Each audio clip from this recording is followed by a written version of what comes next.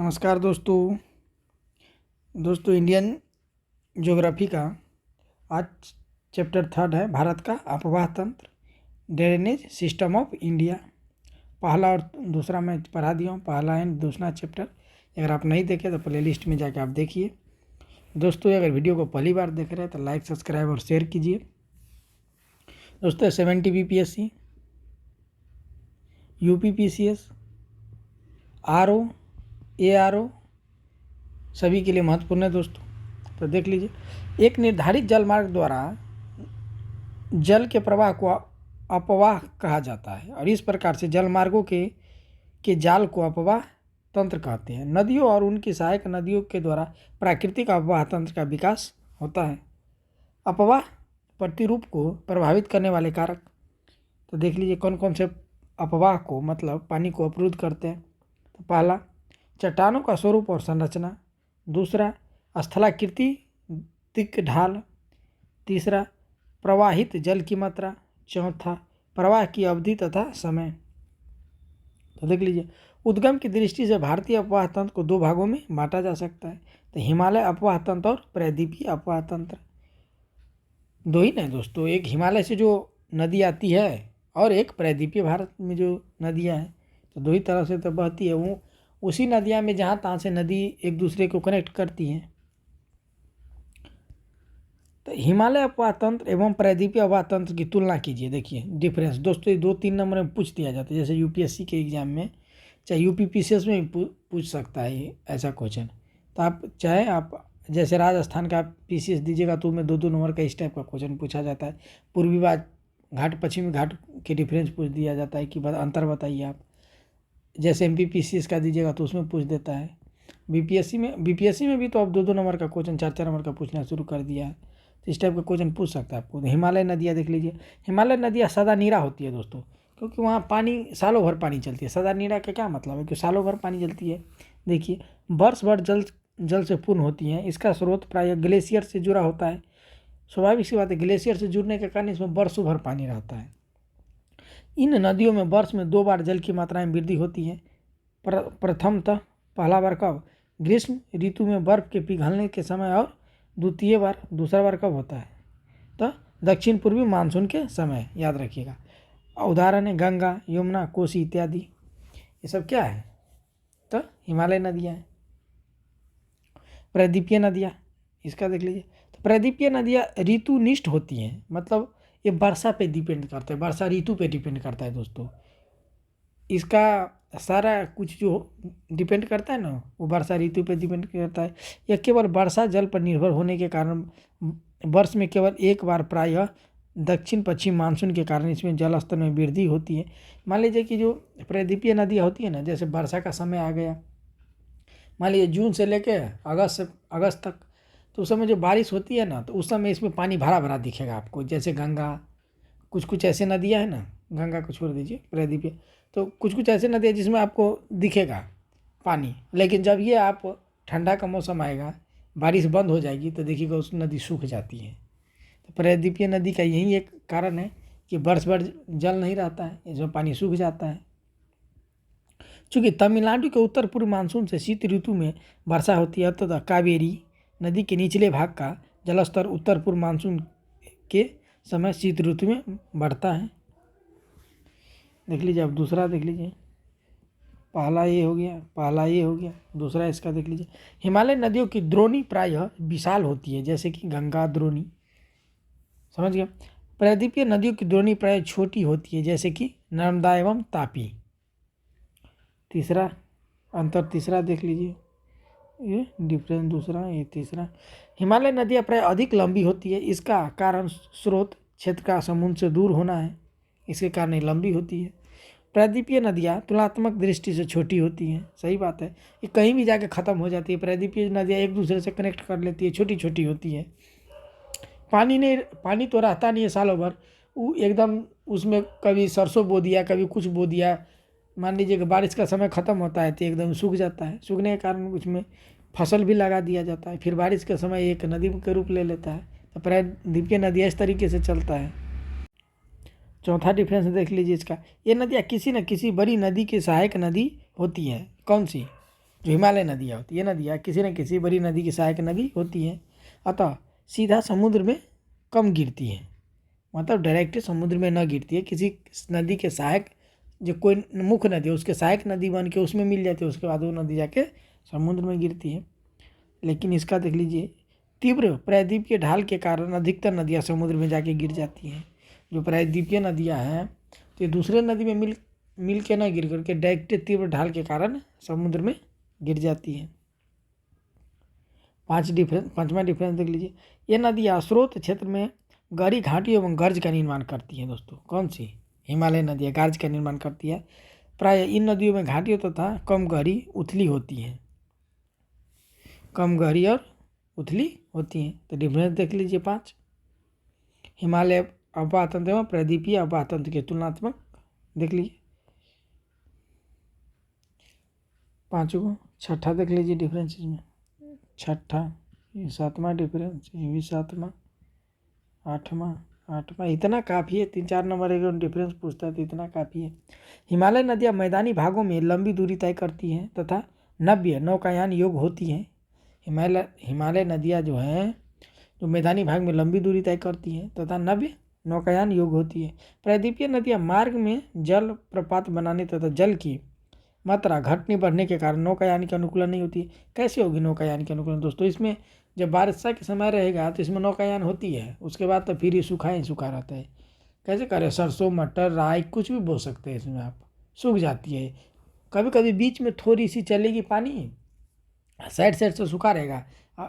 जैसे जैसे मान लीजिए कि ठंडी का समय आता है, वैसे वैसे देखिएगा इसमें बिल्कुल पानी सूख जाता है। इसमें हल बैल से जो ट्रैक्टर वैक्टर चलना शुरू हो जाता है।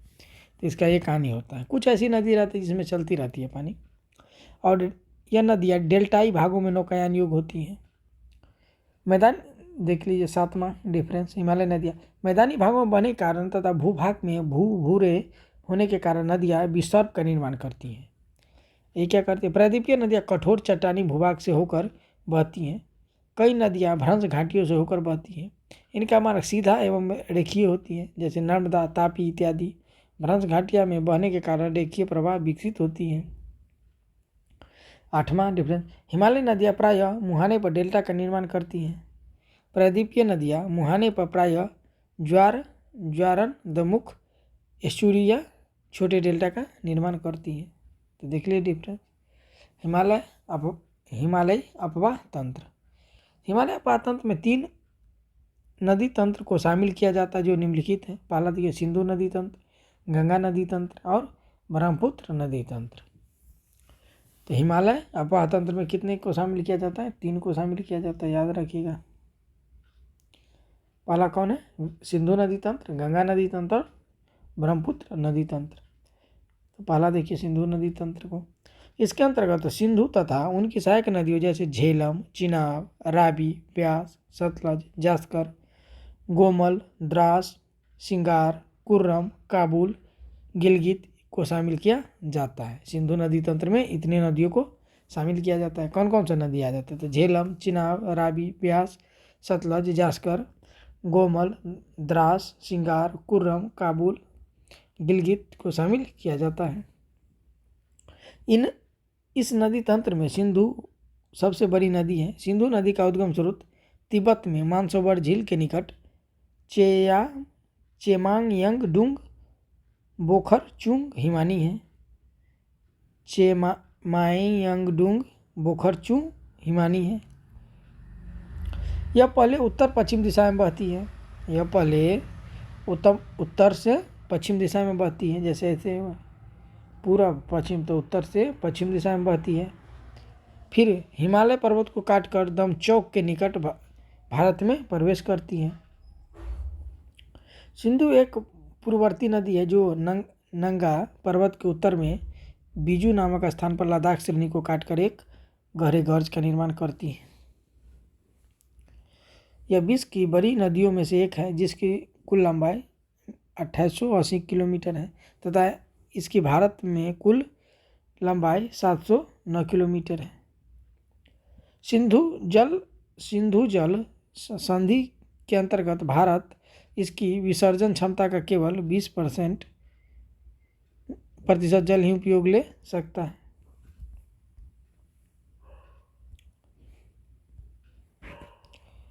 देख लीजिए मैप में आप लोग, ये मिठन कोट है पाकिस्तान का, मिठन कोट है। देख लीजिए सिंधु नदी, सिंधु नदी देख लीजिए, यहाँ से एक फूट जाता है, ये क्या हो जाता है, चिनाव। इसमें तो इसी में है, इधर से निकलते झेलम, चिनाव, रावी, एक इस इधर से निकलती है देख लीजिए। तो इसमें ब्यास और सतलज है, तो इसका 3 पार्ट में बट जाता है। एक जो हो जाता है सिंधु, जो मुख्य इधर से निकल जाती है, एक जो निकलती है जिसमें चिनाव, झेलम, रावी, ब्यास, सतलज ये सब आ जाता है। झेलम, चिनाब, रावी, एक में हो जाता है ब्यास और सतलज। तो मैप आप लोग देख लीजिए।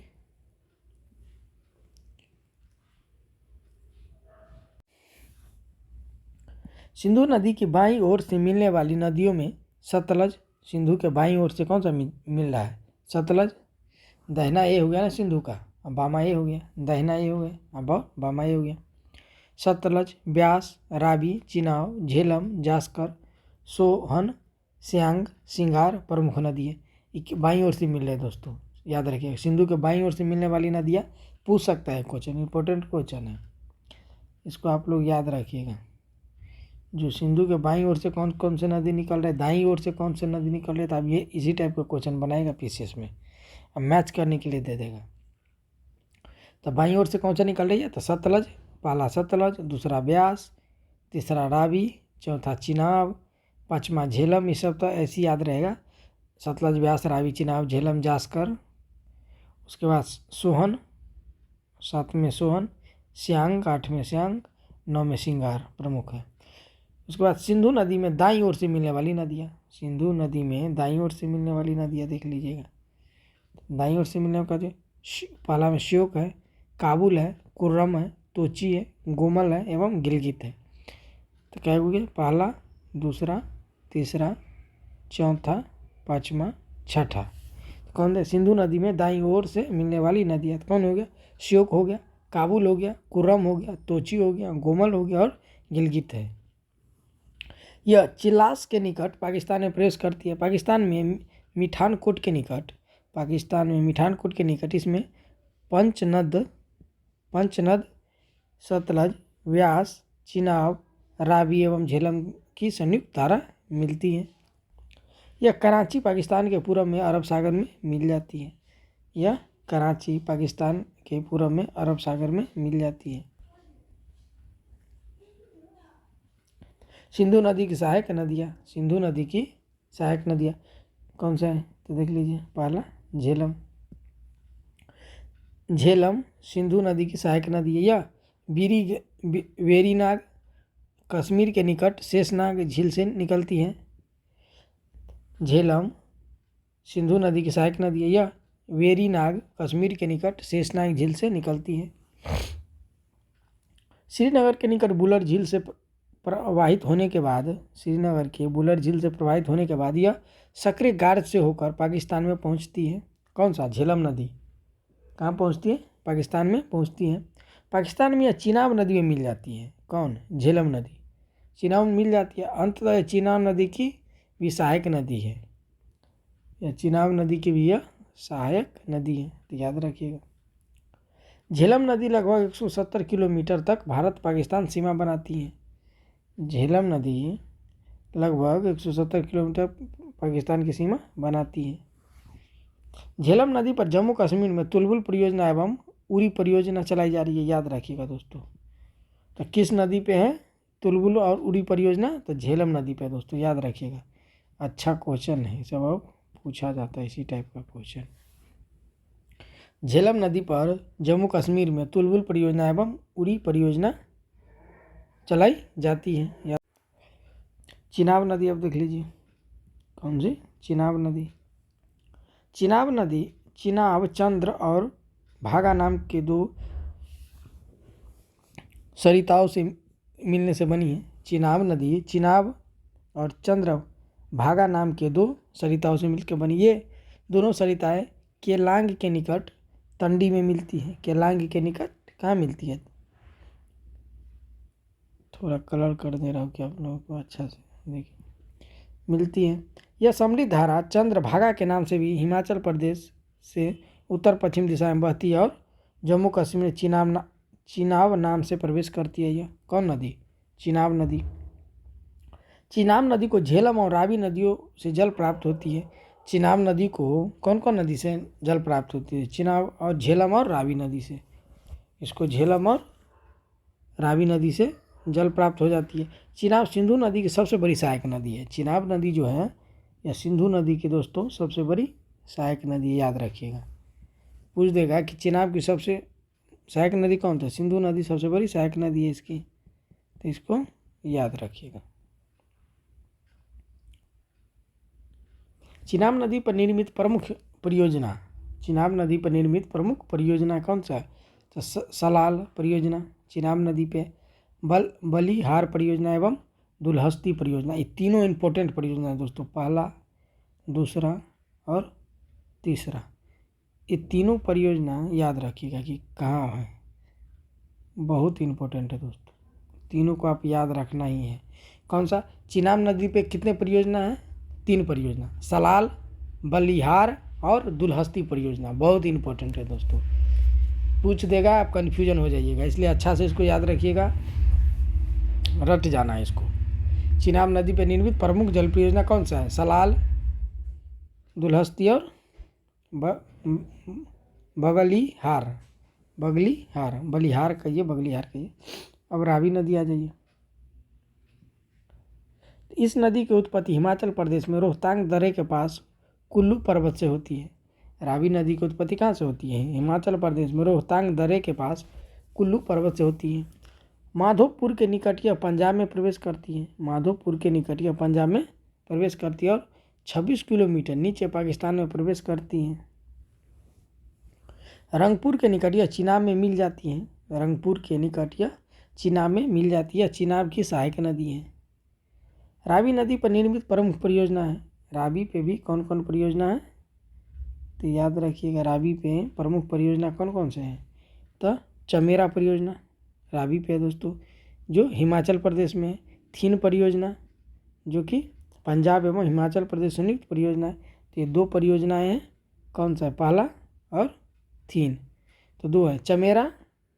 चमेरा याद रखिएगा, और थीन परियोजना कहाँ है? रावी नदी पर बनाया गया है, तो याद रखिएगा। ये हिमाचल में एगो पंजाब और हिमाचल की संयुक्त परियोजना है। चमेरा तो हिमाचल की है, लेकिन थीन परियोजना पंजाब और हिमाचल की संयुक्त परियोजना है, तो याद रखिएगा।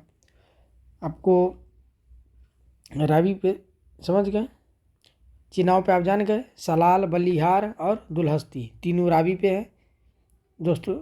चिनाब पे दोस्तों, सॉरी, चिनाब पे है कौन? सलाल, बगलिहार और दुलहस्ती।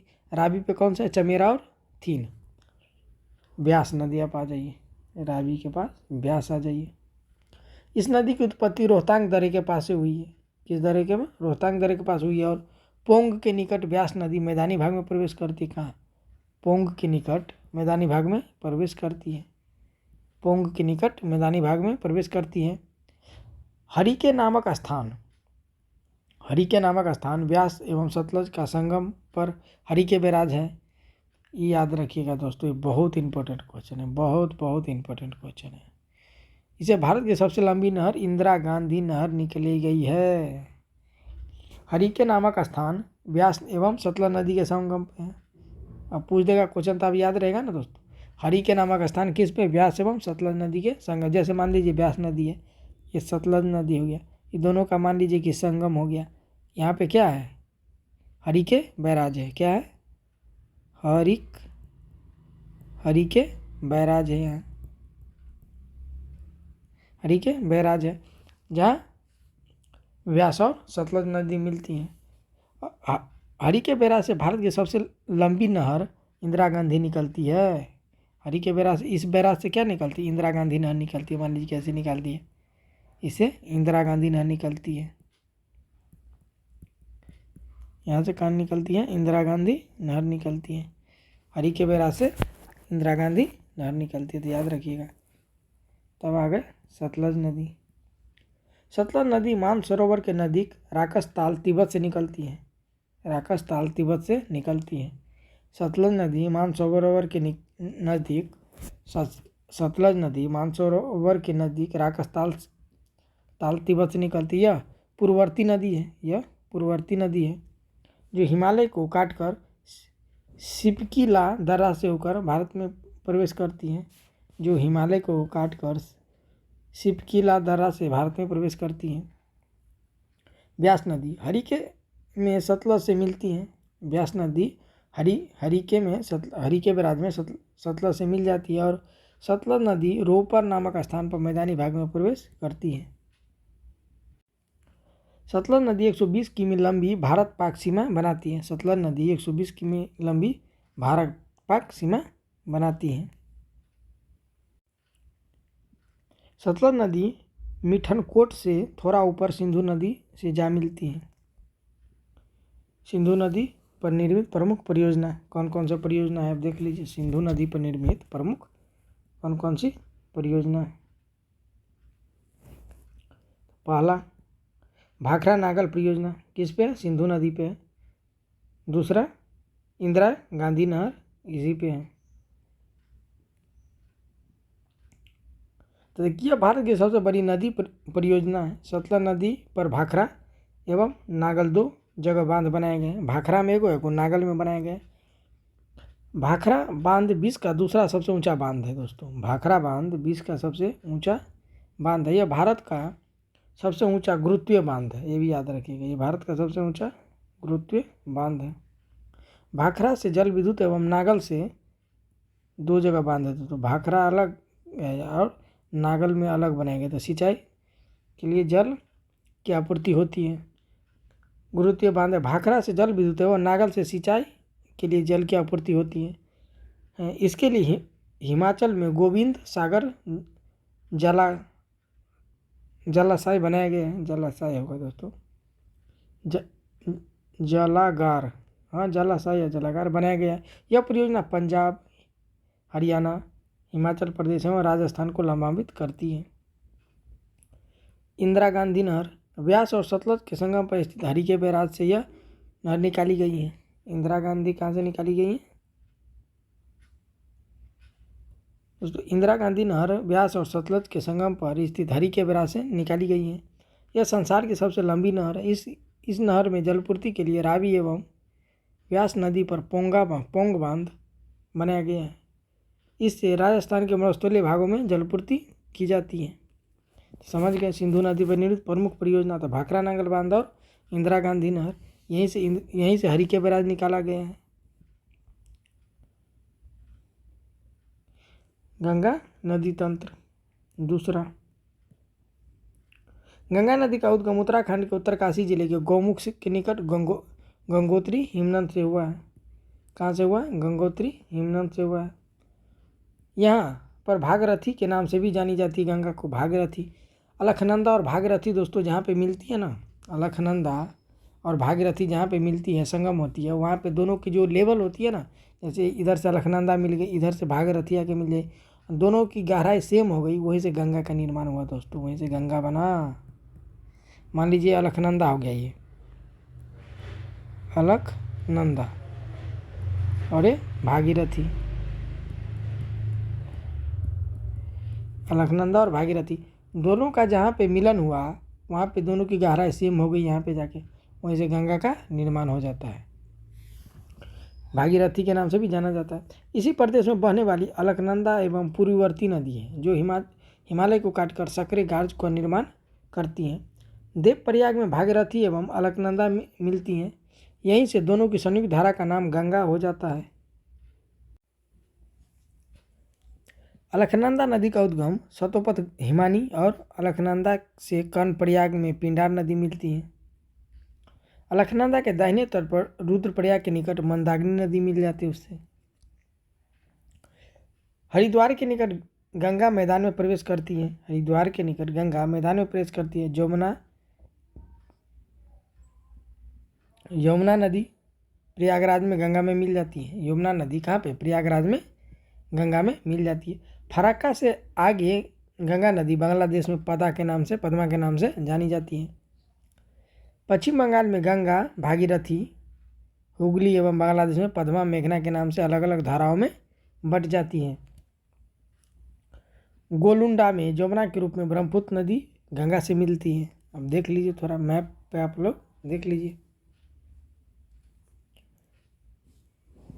लीजिए दोस्तों, ये गंगा है, गंगा नदी है। यहाँ से गंगा नदी यहाँ से आ रही है, दिख रहा है। धौली गंगा और विष्णु गंगा मिलती है तो अलकनंदा बनती है। अलकनंदा यहाँ से चलती हुई आती है, ऐसे चल रही है। यहाँ पे कर्णप्रयाग में मिल जाती है पिंडर नदी। इसमें कर्णप्रयाग यहाँ है, कर्णप्रयाग में कौन मिल जाएगी, पिंडर नदी मिल जाती है इसमें। फिर ये आगे चलती है अलकनंदा, पिंडर नदी को लेके कर्णप्रयाग से लेके चलती है, फिर यहाँ पे आ जाती है। यहाँ पे मंदाकिनी मिल जाती है, उसका रुद्रप्रयाग में।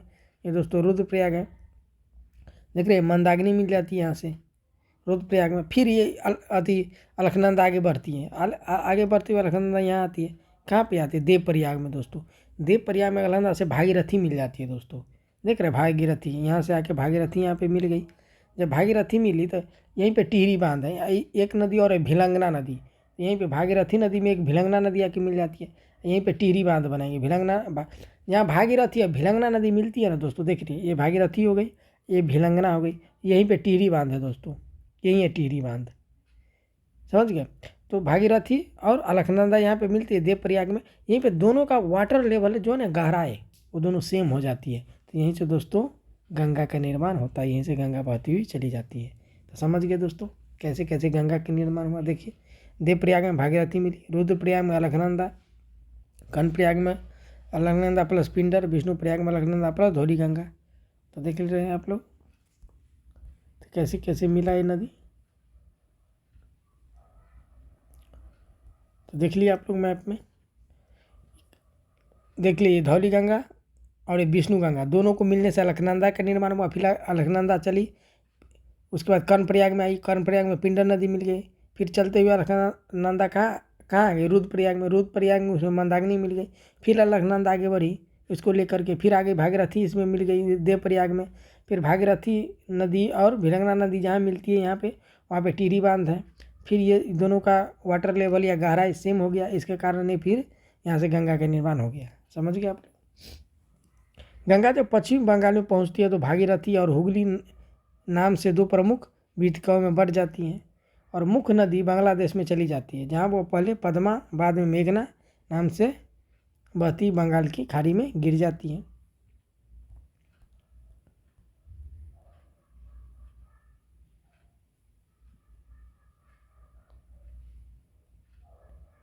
तो दोस्तों आज के लिए इतना ही। अगर वीडियो अच्छा लगता है आप लोगों को तो लाइक, सब्सक्राइब और शेयर ज़रूर कीजिए। SK स्टडी IAS से जुड़िए आप लोग।